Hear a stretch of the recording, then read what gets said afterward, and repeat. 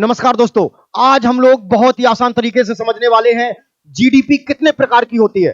Nominal GDP क्या है, real GDP क्या है, जीडीपी मार्केट प्राइस क्या है, जीडीपी फैक्टर प्राइस क्या है, पीपीजीपी जीडीपी क्या होती है। आज हम लोग इन सारे पॉइंट्स को बहुत ही आसान तरीके से समझने वाले हैं। ये देखो बेटा, जीडीपी, उसके बाद हम लोग समझने वाले GDP at market price, GDP at factor price, GDP at factor price, GDP at market price. इसके अलावा नॉमिनल जीडीपी क्या होती है, रियल जीडीपी क्या होती है। आज हम लोग इन सारे कॉन्सेप्ट को बहुत ही आसान तरीके से समझ। चलिए शुरू करते हैं हम लोग जीडीपी। ये देखिए, जीडीपी का फुल फॉर्म होता है बेटा ग्रॉस डोमेस्टिक प्रोडक्ट। क्या होता है इसका full form? Gross domestic product, यानी सकल घरेलू उत्पाद। एक वर्ष में हमारे देश के अंदर उत्पादित वस्तुओं और सेवाओं का अंतिम मूल्य जीडीपी कहलाता है। यानी हमारे देश की राजनीतिक सीमा के अंदर एक वर्ष में जितनी भी वस्तुएं और सेवाएं उत्पादित होती हैं, उन सब का अंतिम मूल्य जीडीपी कहलाता है। तो आप जो कुछ भी देख रहे हो अपने आसपास, सब कुछ जीडीपी में जुड़ा हुआ है। बिल्कुल, हमारी चाहे ये शर्ट हो, चाहे ये वॉच हो, है ना, चाहे बाल नोचने के लिए कंघा हो, है ना, चाहे ये बोर्ड हो, चाहे ये कैमरा हो, चाहे ये डेस्क हो, चाहे ये कॉपी किताब हो, चाहे मोबाइल हो, ये सब कुछ क्या है? ये सब कुछ हमारे जीडीपी में जुड़ा हुआ है। बिल्कुल, ये सब कुछ जीडीपी का हिस्सा है। अब बात समझ में आ रही ना? अब हम लोग समझते हैं रियल जीडीपी क्या होती है और नॉमिनल जीडीपी क्या होता है। इसके अलावा हम लोग समझेंगे जीडीपी एट मार्केट प्राइस क्या होता है और जीडीपी एट फैक्टर प्राइस क्या होता है। बिल्कुल बेटा, बहुत ही आसान तरीके से समझने वाले। अब हम लोग समझते हैं GDP at market price, GDP at market price और GDP at factor price, GDP at factor price. इसको हम हिंदी में कहते हैं लागत मूल्य। जीडीपी हमें किस पर निकालनी है? लागत मूल्य पर निकालनी है बेटा। और ये वाली जीडीपी किस पर होती है? बाजार मूल्य पर होती है, बाजार मूल्य पर जीडीपी। अब समझना बेटा, जीडीपी एट फैक्टर प्राइस, देश में किसी भी वस्तु का जब उत्पादन होता है तो उसके लागत के लिए चार चीजों की आवश्यकता होती है। कौन कौन सी ये चार वस्तुएं हैं, समझना इसको ध्यान से। इन चार वस्तुओं के उत्पादन के लिए, जब किसी भी प्रोडक्ट का उत्पादन होता है तो इसके लिए बेटा चार साधन चाहिए होते हैं हमें। ये चार साधन कौन कौन से हैं? पहला साधन है बेटा, हमें किसी भी वस्तु के उत्पादन के लिए क्या चाहिए होता है? लैंड चाहिए, यानी भूमि चाहिए होती है। इसमें हमें क्या चाहिए है? भूमि, यानी लैंड चाहिए होता है। जैसे मान लिया हमें कोचिंग खोलनी है, तो अगर ये कोचिंग खोलनी है तो ये कोचिंग खोलने के लिए हमें क्या चाहिए? जगह चाहिए, चाहे वो किराए पर हो या खरीदी हुई हो। होगी कि नहीं होगी? तो हमें उसके लिए क्या चाहिए? सबसे पहले लैंड चाहिए, यानी जगह चाहिए। फिर हमें क्या चाहिए उसके लिए? फिर हमें उसके लिए बेटा चाहिए कैपिटल। उसके लिए हमें क्या चाहिए होता है? कैपिटल। कैपिटल का मतलब है पूंजी।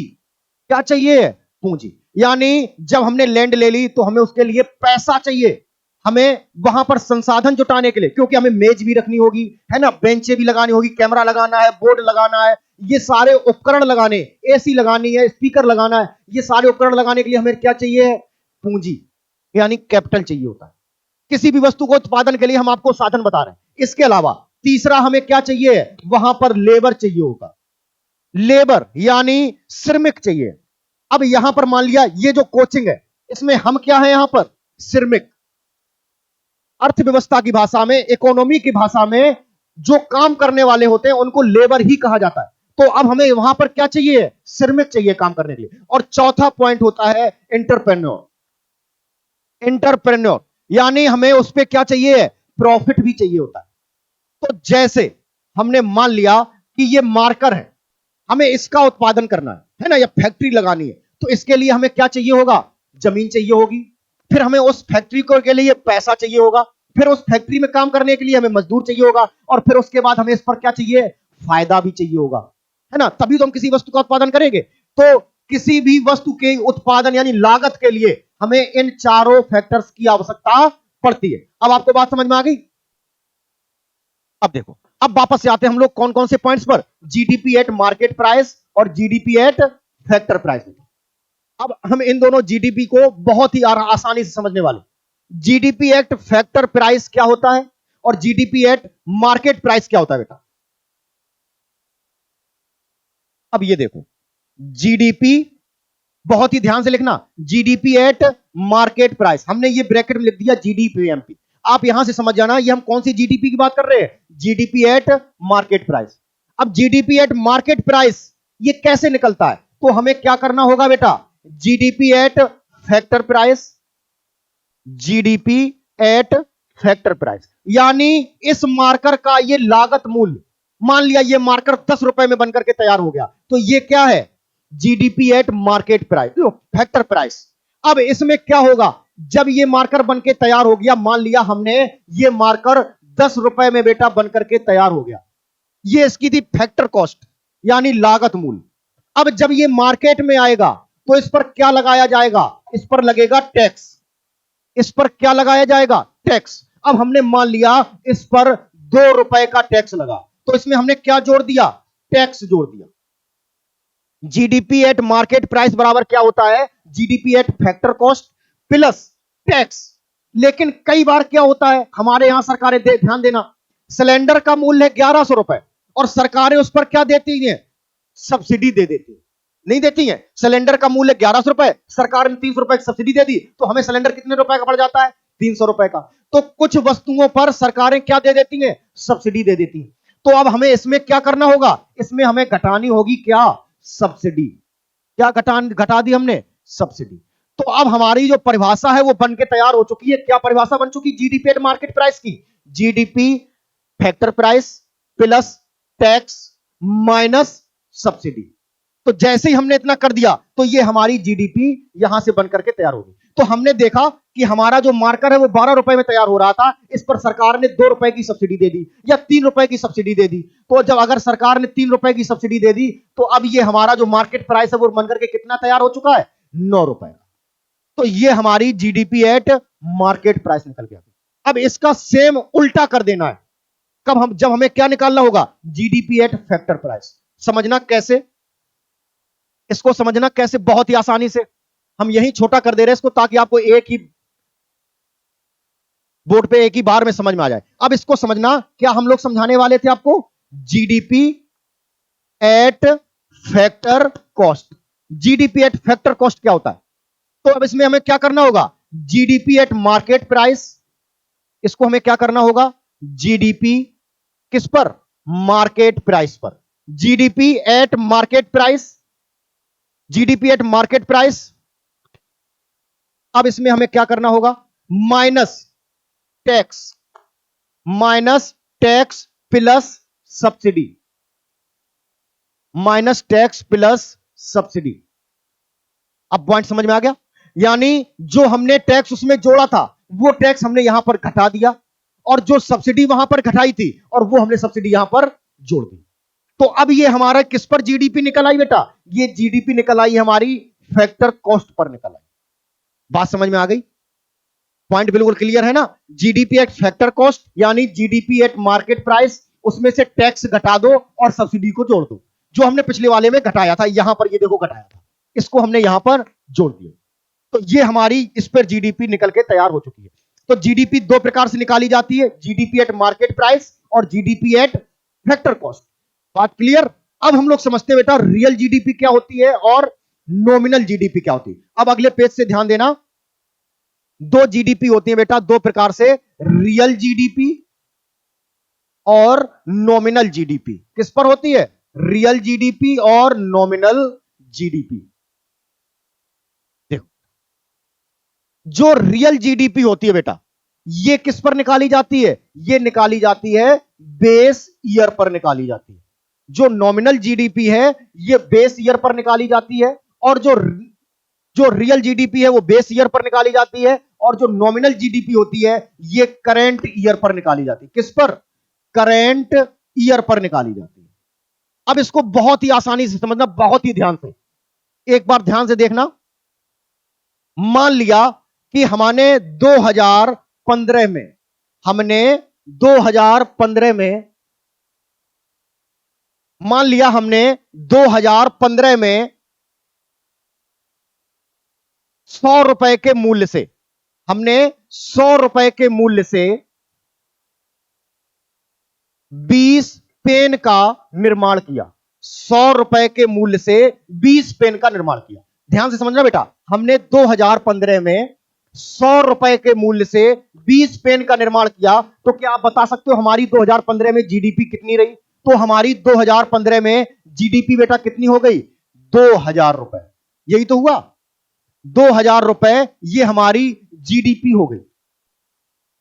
ठीक, अब मान लिया हमने 2020 में, अब ये देखो, अगर आज ये पेन 2015 में यही पेन अगर ₹100 का था, तो क्या पक्का है कि 2020 में भी ये ₹100 का ही होगा? नहीं। अब ये 2020 में कितने रुपए का हो चुका होगा? ₹120 का हो चुका होगा। अब मान लिया हमारा इसका मूल्य कितना हो चुका है बेटा? ₹120 हो चुका है। और हमने वस्तुओं का उत्पादन कितना किया? मान लिया हमने 19 पेन का निर्माण किया। Point clear? मान लिया हमने 19 पेन का निर्माण किया, तो अब बताओ इसकी अब जीडीपी कितनी हो चुकी होगी? इसकी जीडीपी हो चुकी होगी, अगर हम इसका गुणा कर देंगे तो कितना आ जाएगा? ₹2280। ये जीडीपी आई हमारी। अब मान लिया हमने कि 2025 में हमने अब इसी पेन का मूल्य जो 2020 में हो चुका था 120, अब इसका फिर बढ़ा होगा मूल्य। अब इसका मूल्य मान लिया हमने कितना हो चुका है? ₹150 हो चुका है। तो इसका मूल्य हो चुका है ₹150। इसका मूल्य हो चुका है ₹150, और मान लिया हमने उत्पादन किया था 16 पेन का उत्पादन किया। ठीक है ना? तो अब इसकी जीडीपी बताओ कितनी हो चुकी है? अब इसकी जीडीपी हो चुकी है ₹2400। ₹2400 जीडीपी।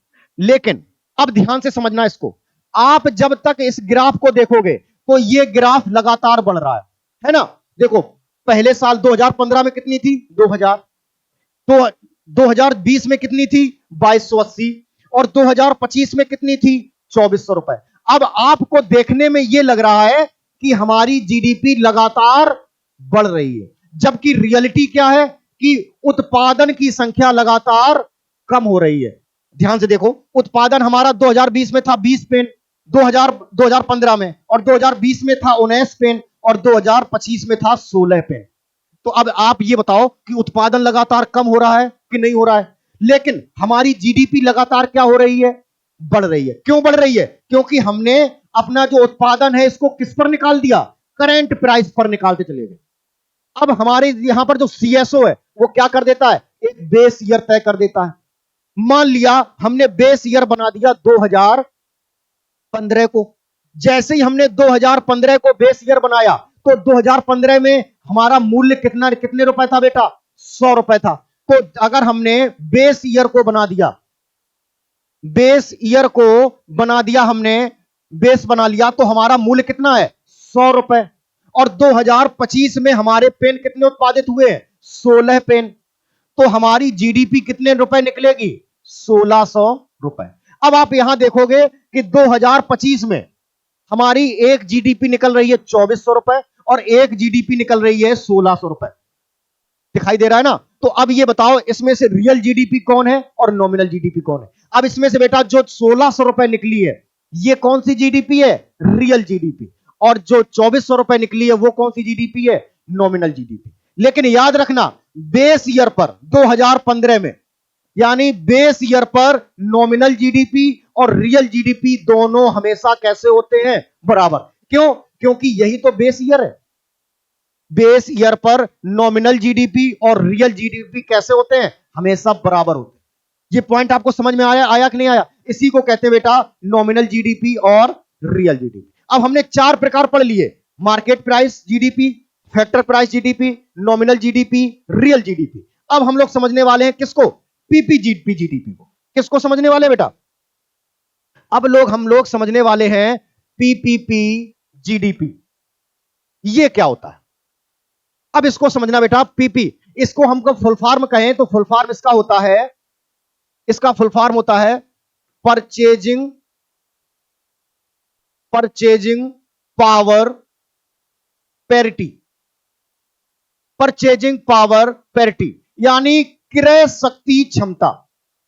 क्रय शक्ति क्षमता के आधार पर हम जिस जीडीपी का निर्माण निकालते हैं उसको कहते हैं पीपीपी जीडीपी। अब समझना, एक व्यक्ति जो गांव में रह रहा है, कहां पे रह रहा है? एक व्यक्ति जो गांव में रह रहा है, इसका नाम क्या है? इसका नाम है गोरेलाल, है ना? गोरेलाल जो गांव में रह रहा है, और एक व्यक्ति मुंबई में रह रहा है। कहां पे रह रहा है? मुंबई में रह रहा है। और मान लिया एक व्यक्ति कहां पे रह रहा है? अमेरिका में रह रहा है। अब बात समझना, गांव का व्यक्ति गोरेलाल, मुंबई का व्यक्ति राहुल, और अमेरिका का व्यक्ति एडम, इनकी जो कमाई है, अब समझना, मान लिया गोरेलाल गांव में रह करके 20,000 रुपए कमा रहा है, और राहुल मुंबई में रह करके 40,000 रुपए कमा रहा है, और एडम अमेरिका में रहकर 1,00,000 रुपए कमा रहा है। अब हमें इनकी क्रय शक्ति क्षमता समझनी होगी। कैसे समझेंगे? जो एक, मान लिया एक मकान किराए पर या एक कमरा किराए पर गोरेलाल को गांव में कितने रुपए में मिल जाएगा? गोरेलाल को वही कमरा गांव में किराए पर 2,000 रुपए में मिल जाएगा। और बिल्कुल वही कमरा राहुल को मुंबई में कितने रुपए में मिलेगा? इनको वही कमरा वहां पर मिलेगा 5,000 रुपए में। और वही कमरा अमेरिका में एडम को कितने रुपए में मिलेगा? तो ये इनको वहीं पर मिलेगा 20,000 रुपए में मिलेगा। ये इनकी क्या है? क्रय शक्ति क्षमता। जैसे अमेरिका में एक कॉफी कितने रुपए की मिलेगी? 70 रुपए की मिलती है, और भारत में वही कॉफी कितने रुपए की मिलती है? 10 रुपए की मिलती है। तो अमेरिका के मुकाबले भारत की क्रय शक्ति क्षमता कितनी है? देखो कितनी क्षमता होगी? 70/10, यानी 7 गुना। हुई कि नहीं हुई? ये कौन तय करता है? ये वर्ल्ड बैंक तय करती है कि कितनी क्रय शक्ति क्षमता है, और इसको वर्ल्ड बैंक तय कर देती है कि कितने गुना हमें कम करना होगा या ज्यादा करना होगा। और पीपीपी जीडीपी के आधार पर, बेटा, पीपीपी जीडीपी के आधार पर, जीडीपी के आधार पर भारत विश्व में कौन सा स्थान रखता है? विश्व में तीसरा स्थान रखता है, बिल्कुल। और वैसी जीडीपी के आधार पर अगर पूछा जाएगा बेटा, जीडीपी के आधार पर भारत का विश्व में कौन सा स्थान है? तो चौथा स्थान है। कौन सा? चौथा स्थान। और भारत की वर्तमान में कितने ट्रिलियन डॉलर की जीडीपी है? 4.3 ट्रिलियन डॉलर की जीडीपी है। ट्रिलियन डॉलर की जीडीपी है।